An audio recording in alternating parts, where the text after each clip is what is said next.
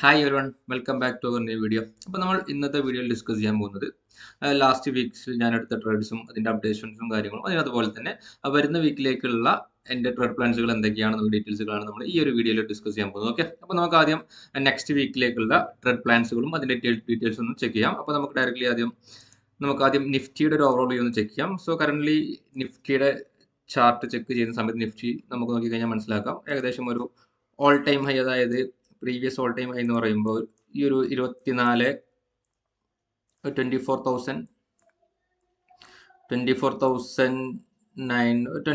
Nearly 25,000 എന്ന് പറയുന്ന previous high ഉണ്ടായി. ഈ ഹൈ ഓൾറെഡി ബ്രേക്ക് ചെയ്തിട്ടുണ്ട് ഇന്ന്. പക്ഷെ അത് അത്യാവശ്യം ഒരു ടോപ്പിലായതുകൊണ്ട് തന്നെ വരുന്ന വീക്കിൽ ഞാനൊരു കറക്ഷൻ, അതായത് ആ ഒരു ബൈയിങ്സിന്റെ മൊമെന്റം കുറച്ച് കുറഞ്ഞത് കൊണ്ട് തന്നെ വരുന്ന വീക്കിൽ മേ ബി ഒരു റീട്രേസ്മെന്റ് ആണ്, ഒരു കറക്ഷനാണ് ഞാൻ എക്സ്പെക്ട് ചെയ്യുന്നത്. ഓക്കെ, അപ്പോൾ ഞാൻ പേഴ്സണലി നിഫ്റ്റിയിലുള്ള വീക്കിലി ഓപ്ഷൻ സെല്ലിംഗ് പൊസിഷൻ എടുക്കാറുള്ളത്, ഞാൻ കൂടുതലും പൊസിഷൻസ് എടുക്കുന്നത് ബാങ്ക് നിഫ്റ്റിയാണ്. അപ്പോൾ നമുക്ക് ബാങ്ക് നിഫ്റ്റിയുടെ വരുന്ന വീക്കിലേക്കുള്ള വ്യൂ ഒന്ന് ചെക്ക് ചെയ്യാം. അപ്പോൾ ബാങ്ക് നിഫ്റ്റിയുടെ ചാർട്ട് എടുത്തു കഴിഞ്ഞാൽ നമുക്കിവിടെ ആദ്യം ബാങ്ക് നിഫ്റ്റിയുടെ ഒരു വീക്കിലി ഒരു ഓവറോൾ വ്യൂ ഒന്ന് ചെക്ക് ചെയ്യാം ഫസ്റ്റ്. അതായത് ഇപ്പോൾ കറൻ്റ്ലി നമുക്ക് ഇതിൻ്റെ ഒരു 4 അവർ ചാർട്ടിലുള്ള ഒരു 1 വീക്സിലേക്കുള്ള വ്യൂ ആണ് നോക്കുന്നത്. അപ്പോൾ അതായത് കറൻ്റ്ലി ഇപ്പോൾ ഞാൻ ഈ ഒരു നെക്സ്റ്റ് വീക്കിൽ എക്സ്പെക്ട് ചെയ്യുന്നത് ഈ ഒരു ഏരിയ, ഇവിടെ ഒരു ചെറിയ സോൺ ഉണ്ട്, അതുപോലെ തന്നെ ഈ ഒരു ഏരിയയിൽ ഇവിടെ ഒരു സപ്ലൈ സോണും ഫോം ചെയ്തിട്ടുണ്ട്. അപ്പോൾ ഞാൻ കൂടുതലും പൊസിഷൻസ് ഓപ്പൺ ചെയ്യാമെന്ന് പറഞ്ഞാൽ ഒരു വ്യാഴാഴ്ച പൊസിഷൻസ് എടുത്തു കഴിഞ്ഞാൽ അടുത്ത ബുധനാഴ്ചയാണ് എക്സ്പയറി. അപ്പോൾ ഒരു 1 വീക്സ് ഹോൾഡ് ചെയ്യുന്ന രീതിയിലാണ് ഞാൻ പൊസിഷൻസ് എടുക്കാറുള്ളത്. അത് തന്നെ വീക്കിലി ഹോൾഡിങ്, അതായത് സ്ട്രാഡിലോ സ്ട്രാങ്കിൾ പോലത്തെ പൊസിഷൻസ് ആണ് ഞാൻ നോർമലി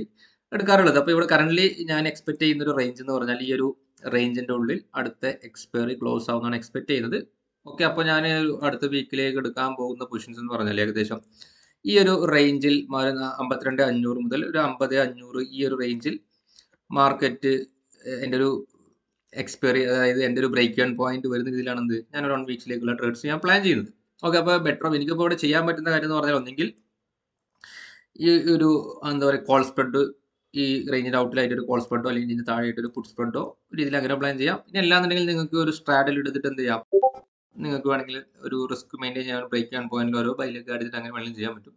പല രീതിയിൽ ചെയ്യാം. ഞാൻ പേഴ്സണലി കൂടുതലും അതായത് കോൾ സ്പ്രെഡും പുട്ട് സ്പ്രെഡും പോലെ അല്ലെങ്കിൽ ഒരു അയൺ കോണ്ടോർ രീതിയിലാണ് മോസ്റ്റ്ലി ചെയ്യാറുള്ളത്. അപ്പോൾ ഈ ഒരു വീക്കിൽ ഞാൻ എടുക്കാൻ ഉദ്ദേശിച്ചിട്ടുള്ള ട്രേഡ് എന്ന് പറഞ്ഞാൽ ഒരു അയൺ കോണ്ടോറാണ് ഞാൻ പ്ലാൻ ചെയ്തത്. അതായത് ഏകദേശം ഒരു 52,500 പുറത്തേക്കുള്ള ഒരു കോൾ ഓപ്ഷൻ സെല്ല് ചെയ്യും, അതിൻ്റെ ഒരു ഔട്ട് സൈഡിലേക്ക് ഒരു 53,000 ഒരു കോൾ ഓപ്ഷൻ ബൈ ചെയ്യാനാണ് പ്ലാൻ ഉള്ളത്. അതുപോലെ തന്നെ ഒരു 50,500 ഒരു പുട്ട് ഓപ്ഷൻ സെല്ല് ചെയ്യാൻ അതിൻ്റെ താഴേക്ക് വരുന്നൊരു 50,000 ഒരു പുട്ട് ഓപ്ഷൻ കോൾ ചെയ്യാനാണ് ഇപ്പോൾ കറൻ്റ്ലി ഞാൻ പ്ലാനിങ്ങിലുള്ളത്. അപ്പോൾ ഇതാണ് ഞാൻ അടുത്ത വീക്കിലേക്ക് ഞാൻ എക്സ്പെക്ട് ചെയ്യുന്ന ഒരു ട്രേഡ്. ഇനിയിപ്പോൾ അഥവാ ഈ ഒരു റേഞ്ചിന് മുകളിലേക്ക് മാർക്കറ്റ് ബ്രേക്ക് ചെയ്താലും അതിനനുസരിച്ച് നമ്മൾ എന്ത് ചെയ്യും, പുതിയ ട്രേഡ്സുകൾ അതിലേക്ക് ആഡ് ചെയ്തിട്ട് അഡ്ജസ്റ്റ് ചെയ്യാറാണ് നോർമലി ചെയ്യാറുള്ളത്. അപ്പോൾ നമ്മൾ ഏതൊരു വീക്കിലി ഹോൾഡിംഗ് പൊസിഷൻസ് എടുത്തു കഴിഞ്ഞാലും നമ്മൾ എക്സ്പെക്ട് ചെയ്യുന്ന രീതിയിൽ എല്ലാ സമയത്തും നമുക്ക് ഒരിക്കലും മാർക്കറ്റ് മൂവ് ചെയ്യണം നിർബന്ധമല്ല. അപ്പോൾ ഇൻ കേസ് നമ്മൾ ബ്രേക്ക് ഓൺ പോയിന്റിന് പുറത്തേക്ക് പോയി കഴിഞ്ഞാൽ നമുക്ക് പുതിയ ട്രേഡ്സുകൾ ആഡ് ചെയ്ത് നമ്മളെ പൊസിഷൻസ് അഡ്ജസ്റ്റ് ചെയ്യാനുള്ള ഒരു ഫണ്ടും കൂടെ നമ്മളെ കയ്യിൽ കീപ്പ് ചെയ്ത് നമുക്ക് എപ്പോഴും നല്ലതായിരിക്കും. ഓക്കെ, അപ്പോൾ ഈ ഒരു ട്രേഡിൻ്റെ ഡീറ്റെയിൽസും കാര്യങ്ങളൊക്കെ നമുക്ക് അടുത്ത വീഡിയോയിൽ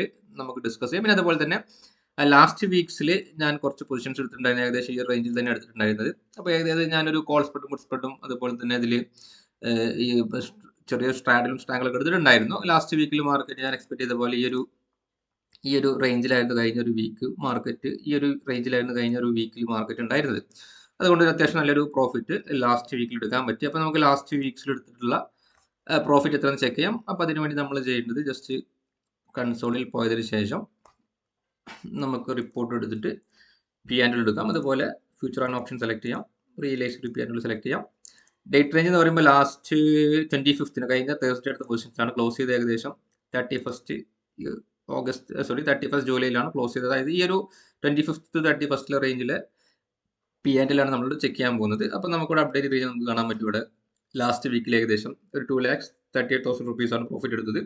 അതിലേശം ഒരു 6,500 രൂപ ടാക്സ് പോയിട്ട്, അതായത് ബ്രോക്കറേജ് പോയിട്ട് നമുക്ക് നെറ്റ് പ്രോഫിറ്റ് എന്ന് പറയുമ്പോൾ 2,30,000 രൂപയാണ് നമ്മൾ ലാസ്റ്റ് വീക്കിൽ പ്രോഫിറ്റ് എടുത്തിട്ടുള്ളത്. ഓക്കെ, അപ്പോൾ ഇത്രയും കാര്യങ്ങളാണ് നമുക്ക് ഈ ഒരു വീഡിയോയിൽ ഡിസ്കസ് ചെയ്യാനത്. അതുപോലെ തന്നെ നമ്മൾ ഈ ഒരു വീക്കിൽ എടുത്ത പൊസിഷൻസിൻ്റെ പ്രോഫിറ്റും ഡീറ്റെയിൽസുകളെല്ലാം നമ്മൾ അടുത്ത വീക്കിലെ വീഡിയോയിൽ നമ്മൾ അപ്ഡേറ്റ് ചെയ്യും. ഓക്കെ, അപ്പോൾ ഇത്രയും കാര്യങ്ങൾ നമ്മൾ ഇന്നൊരു വീഡിയോയിൽ ഡിസ്കസ് ചെയ്യുന്നുള്ളൂ. ബാക്കി കാര്യങ്ങളൊക്കെ നമുക്ക് വരുന്ന വീഡിയോയിൽ ഡിസ്കസ് ചെയ്യാം. Okay, thank you.